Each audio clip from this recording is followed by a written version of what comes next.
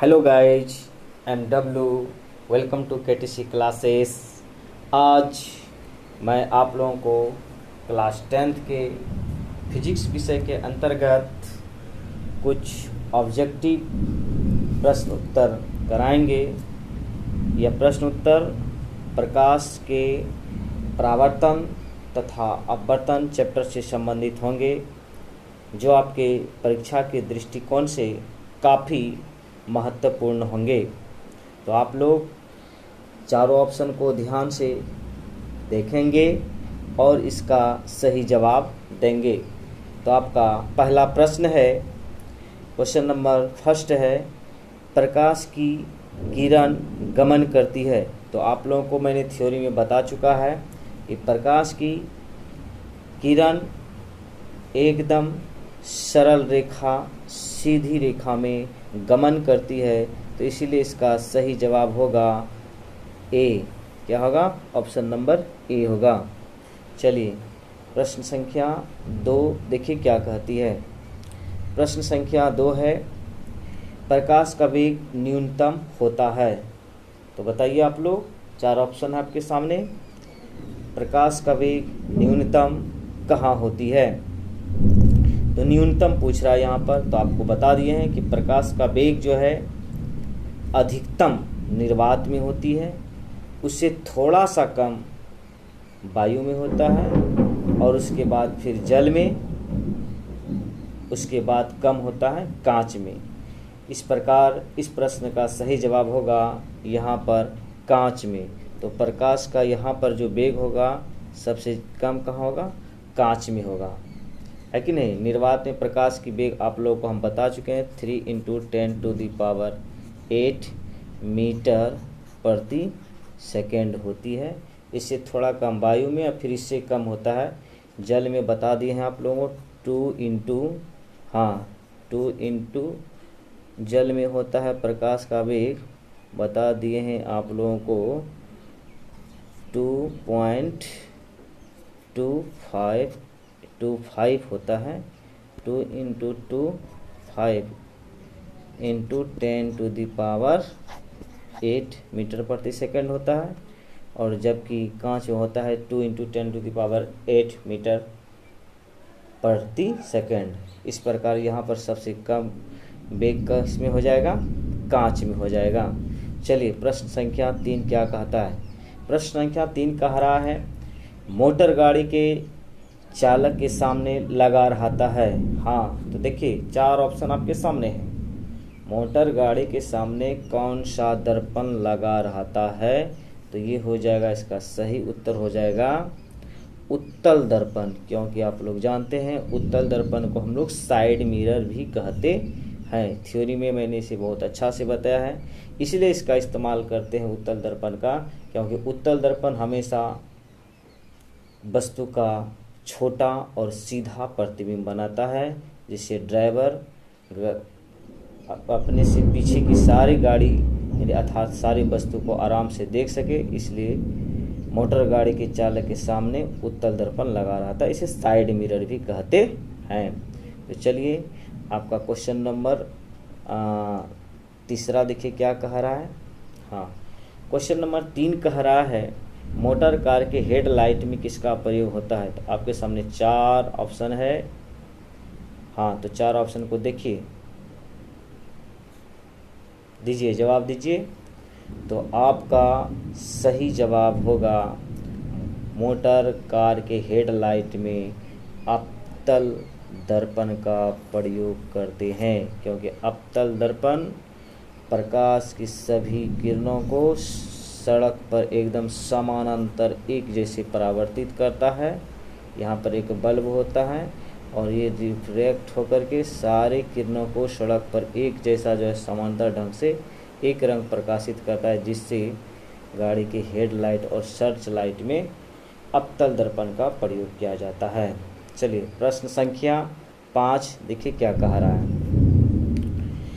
समतल दर्पण द्वारा बना प्रतिबिंब होता है। तो आपको थ्योरी में हम बता चुके हैं, आपके सामने 4 ऑप्शन है। हाँ, तो 4 ऑप्शन में कौन सा सही जवाब होगा? समतल दर्पण द्वारा बना प्रतिबिंब होता है। हमेशा काल्पनिक होता है। क्या होता है? काल्पनिक, जिसको हम लोग आभासी भी कहते हैं। कंप्लीट, आभासी कहते हैं। तो समतल दर्पण में हम जानते हैं कि ये हमेशा वस्तु का सीधा, बराबर और काल्पनिक प्रतिबिंब बनाता है। ओके, चलिए क्वेश्चन नंबर 6 देखिए क्या कह रहा है। क्वेश्चन नंबर 6 कह रहा है लेंस की क्षमता का एसआई मात्रक क्या होता है। तो आपको भली भांति हम बता दिए हैं कि लेंस की क्षमता का एसआई मात्रक तो क्या होता है? मीटर यूनिवर्स होता है। लेकिन यहाँ आपका देखिए कौन सा ऑप्शन होगा, बोलिए, लिखिए, कमेंट करके लिखिए। यहाँ आपका सही जवाब होगा डायप्टर। क्या होगा? डायप्टर। क्योंकि आप जानते हैं कि लेंस का सबसे जो प्रचलित मात्रक है, जो डॉक्टर लोग इस्तेमाल करते हैं, लेंस की क्षमता का प्रचलित मात्रक, फेमस मात्रक वह डायप्टर है। ये डॉक्टर लोग इस्तेमाल करते हैं। तो सही जवाब होगा डायप्टर। चलिए क्वेश्चन नंबर 7 देखिए क्या कह रहा है। प्रकाश की किरणों का पथ दर्शन वाले चित्र को कहा जाता है। आपके सामने 4 ऑप्शन है, पढ़िए, देखिए क्या कह रहा है। तो इसका सही जवाब हो जाएगा प्रकाश की किरणों को जो पथ दिखाता है, पथ दर्शन के चित्र दिखाता है, तो वो हो जाएगा किरण आरेख, जिसको हम लोग रे डायग्राम कहते हैं अंग्रेजी में, रे डायग्राम। तो इसका सही जवाब क्या हो जाएगा? ऑप्शन नंबर ए, किरण आरेख। चलिए तो क्वेश्चन नंबर आपका अगला है 8 नंबर क्वेश्चन। हाँ, 8 नंबर क्वेश्चन देखिए क्या कह रहा है। क्वेश्चन नंबर 8 कह रहा है क्या? 2 डायप्टर वाले लेंस का फोकसांतर होता है। तो आपको हमने थ्योरी में बता दिए हैं कि लेंस की क्षमता बराबर जो सूत्र होता है P = 1/f, मतलब पावर बराबर 1/f। तो यहाँ पावर दिया गया है 2 डायप्टर, तो 2 बराबर हो जाएगा 1/f, यानी कि इसको 2f कोना कोनी गुना करें तो 2f बराबर 1 हो जाएगा। इसलिए f बराबर क्या है? 1/2। और 1/2 यहाँ किस में है? मीटर में है। तो इसको सेंटीमीटर में बनाएंगे तो 100 से इसको गुना करेंगे तो ये हो जाएगा कट करके 50। अतः यहाँ पर जो है इसका सही जवाब हो जाएगा 50 सेंटीमीटर। तो ऑप्शन नंबर डी इसका सही जवाब होगा। क्या होगा? 8वां का ऑप्शन डी। 8वां का ऑप्शन क्या होगा? डी। ओके, चलिए क्वेश्चन नंबर 9 देखिए क्या कह रहा है। किसी उत्तल लेंस का फोकसांतर 50 सेंटीमीटर है तो उसकी क्षमता क्या होगी। हाँ देखिए यहाँ पर क्वेश्चन क्या कह रहा है। क्वेश्चन जो है 9वां नंबर जो क्वेश्चन कह रहा है, ये उत्तल लेंस की बात कर रहा है। किसका? उत्तल लेंस की बात कर रहे हैं। तो उत्तल लेंस की फोकस दूरी आप जानते हैं हमेशा पॉजिटिव होता है, तो इसकी क्षमता भी क्या होगी? पॉजिटिव होगा। तो नेगेटिव वाला ऑप्शन पहले कट गया, है कि नहीं। अब बचा देखिए, तो हम लोग निकाल लेंगे। तो क्षमता बोल रहे हैं निकालने के लिए, तो क्षमता बराबर जो सूत्र होता है वो देखिए क्या होता है? P = 1/f होता है ना। तो अब देखिए पावर कह रहा है निकालने के लिए, तो P बराबर हो जाएगा पावर बराबर f का वैल्यू दिया गया 50 सेंटीमीटर, तो 1/50। ये किस में है? ये सेंटीमीटर में, हम लोग इसको मीटर में बनाएंगे। मीटर में बनाएंगे, सेंटीमीटर को मीटर में बदलेंगे तो 100 से क्या होगा? 100 से भाग करेंगे। 100 से भाग करेंगे तो बताइए, इसमें भाग करेंगे तो क्या हो जाएगा? 1/50 को 100 से भाग करेंगे तो इसका सही सॉल्यूशन हो जाएगा क्या? 100 ऊपर चला जाएगा, 50 नीचे चला जाएगा, तो कट करके 2 आएगा। इसीलिए 2 डायप्टर प्लस 2 डायप्टर इसका सही ऑप्शन हो जाएगा। तो यहाँ पर आपका कौन सा हो जाएगा? 2 डायप्टर सही ऑप्शन होगा। चलिए क्वेश्चन नंबर 10 देखिए क्या कह रहा है। क्वेश्चन नंबर 10 कह रहा है आपके सामने प्रकाश की किरणों के समूह को कहते हैं। तो आप जानते हैं कि जब प्रकाश की कई किरण एक साथ हो जाते हैं तो इसे हम लोग क्या कहते हैं? बताइए, ऑप्शन आपका कौन सा होगा? इसको हम लोग कहते हैं किरण पुंज कहते हैं। क्या कहते हैं? किरण पुंज। तो ऑप्शन नंबर क्या हो जाएगा? बी सही जवाब क्या होगा? बी। हाँ, तो कौन सा सही जवाब हो जाएगा? बी। ओके, किरण पुंज। क्वेश्चन नंबर 11 देखिए क्या कह रहा है। क्वेश्चन नंबर 11 कह रहा है उत्तल लेंस की क्षमता क्या होती है। तो आप जानते हैं कि उत्तल लेंस की फोकस दूरी हमेशा क्या होती है? क्या होती है? धनात्मक होती है। तो इसीलिए इसकी क्षमता भी क्या होगी? धनात्मक ही होगी, क्योंकि आप जानते हैं लेंस की क्षमता हमेशा फोकस दूरी पर निर्भर करती है। इसलिए इसका सही जवाब क्या हो जाएगा?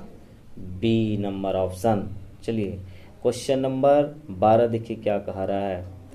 अवतल लेंस की क्षमता हमेशा क्या होती है। तो अवतल लेंस की ये बात कर रहा है, तो आप जानते हैं कि अवतल लेंस की फोकस दूरी हमेशा ऋणात्मक होती है ना। तो आप बताइए इसमें सही जवाब क्या होगा। तो इसीलिए इसका सही जवाब हो जाएगा अवतल लेंस की क्षमता भी हमेशा क्या होगी? ऋणात्मक ही होगी। चलिए क्वेश्चन नंबर 13 देखिए क्या कह रहा है। उत्तल लेंस को कहते हैं, क्या कहते हैं? 4 ऑप्शन है आपके सामने। हाँ, कमेंट करके लिखिए। तो उत्तल लेंस को कहते हैं, आप जानते हैं कि उत्तल लेंस प्रकाश की सभी किरणें को एक जगह क्या करती है? जमा करती है। क्या करती है? प्रकाश की सभी किरणों को ये एक जगह जमा करती है। इसीलिए उत्तल लेंस को हम लोग क्या कहते हैं? अभिसारी लेंस, यानी कि कन्वर्जिंग लेंस। कन्वर्जिंग लेंस अंग्रेजी याद रखेंगे। कन्वर्जिंग लेंस, कन्वर्ज का मतलब होता है जमा करना। इसका सही ऑप्शन हो जाएगा, ऑप्शन नंबर हो जाएगा ए। चलिए क्वेश्चन नंबर 14 देखिए क्या कह रहा है। अवतल लेंस को कहते हैं, क्या कहते हैं? अवतल लेंस को क्या कहते हैं बताइए। आपके सामने 4 ऑप्शन है।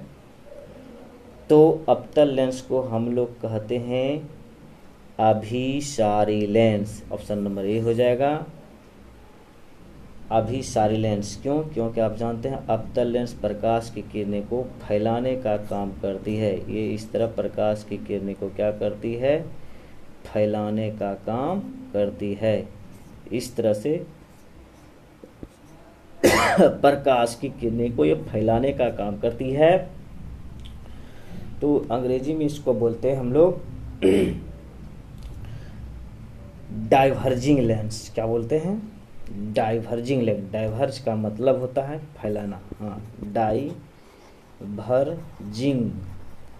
लेंस क्योंकि ये प्रकाश की सभी किरणों को फैलाने का काम करती है। तो सही ऑप्शन हो जाएगा ए।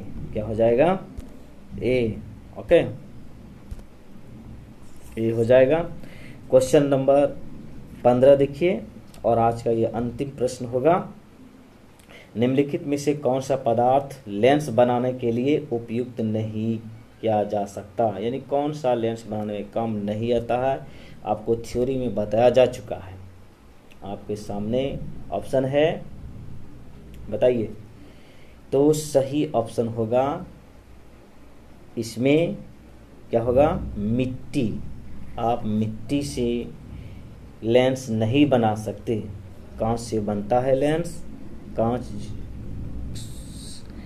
जल से भी लेंस बनता है, यानी जल जो है एक लेंस की तरह काम करता है। कांच से भी बनता है, प्लास्टिक से भी लेंस बनता है, लेकिन आप मिट्टी से लेंस नहीं बना सकते।